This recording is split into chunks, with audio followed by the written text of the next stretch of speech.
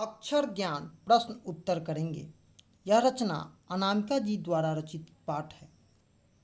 पहला प्रश्न है,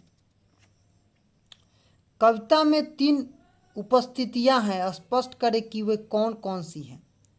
कविता में 3 उपस्थिति बच्चा, माँ और बेटा है, क्योंकि बच्चा लिखता है तथा ड और ड में अंतर नहीं समझ पाता है, अनुस्वार की गोदी को नहीं समझ पाता है, बैठा बच्चा बेटा मान लेता है।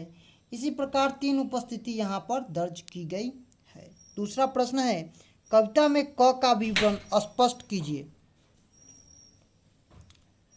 तो उत्तर लिखेंगे, क चौखट में नहीं अटकता है, कबूतर ही तो है, पंक्ति से उतरकर फुदक जाता है, अर्थात नहीं लिखा है। तीसरा है, खालिश बेचैन किसकी है, बेचैनी का अभिप्राय क्या है। तो खालिश बेचैनी खरगोश की है, बेचैनी का अभिप्राय अविरल लगातार बिना चैन लिए हुए है। चौथा प्रश्न है, बेटे के ड क्या है और क्यों। तो बेटे के ड का ड जो है माँ है और अनुस्वार माँ की गोदी में बेटा है, क्योंकि ड के आगे अनुस्वार का उपयोग किया जाता है, अर्थात माँ की गोद में बेटा को बैठा दिया गया है। पांचवा प्रश्न है, बेटे के आंसू कब आते हैं और क्यों। जब माँ बेटे दोनों के साधने लिखने की बात हुई तो अनवर कोशिश करता है, कोशिश के बावजूद विफलता आने पर आंसू छलक जाते हैं, क्योंकि एक बेटा की एक माँ गोदी में रखती है तो दूसरी माँ उसे खिलाने के लिए बाध्य करती है।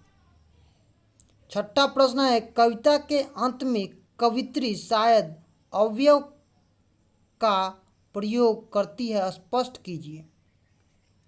शायद अवयव का प्रयोग कवित्री संभावित को दर्शाने हेतु करती है, क्योंकि सृष्टि के विकास में उसी प्रकार विफलता पर रोने के कारण मनुष्य और कुछ सोचने का अवसर मिला होगा, अर्थात विफलता में चिंता शक्ति का विकास हो जाता है।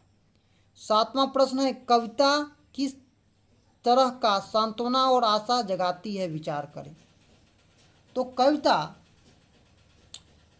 कविता में बताया गया है कि विफलता के बाद मनुष्य चिंतनशील हो जाता है, उसे कुछ अधिक सोचने पर मजबूर होना पड़ता है, जो उसके बौद्धिक विकास करने में सहायक बना है, जो एक सांत्वना आशा जगाती है। विफलता के बाद मिलने वाली सफलता का रूप विकसित होता है।